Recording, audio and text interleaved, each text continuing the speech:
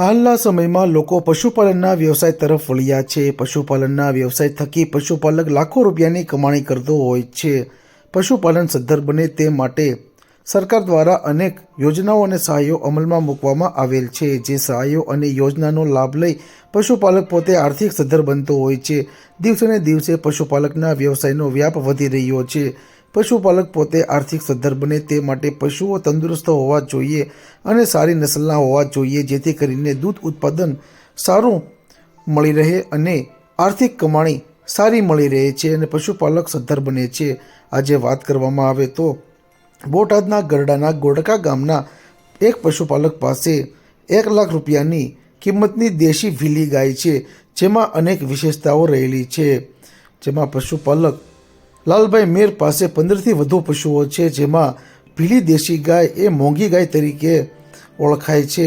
તેનું સારા ફેટનું દૂધ આવે છે, જેમાં 7 ફેટ સુધી તેનું દૂધ આવે છે, જેને લઈ સારા ભાવો પણ મળી રહે છે। જે અન્વયે લાલભાઈ મેર દ્વારા માહિતી આપવામાં આવી હતી। લાલાભાઈ મેર મારું નામ, ગામ ગોડકા। અને લાલભાઈ, હા, અમારી પાસે એક અલગ નસલની ગાય છે, કઈ ગાય છે? આ ગીર ગાય છે અને ભીલી ગણાય, આને ભીલી કહેવામાં આવે। આ કેટલું દૂધ દે છે? અને અત્યારે હાજર દૂધ 8 કિલો છે। બે ટાઈમ કેટલું દૂધ દે છે? 2 ટાઈમનું 14 લીટર। અને આમાં તમે સાર સંભાળ કેવી રીતના રાખો છો? આને 2 ટાઈમ ખોળ મૂકવો પડે, ગોળ છે, આ તે તાજી ગાય છે એટલા માટે। અને આની કિંમત છે આપણે ₹1 લાખ કહીએ છીએ। આ તમે ખરીદી હતી કે અહીંયા જન્મ છે? ના, મેં ખરીદી લીધી। ક્યાંથી ખરીદી કરી હતી? આ મેં ઢસાથી જ ખરીદી।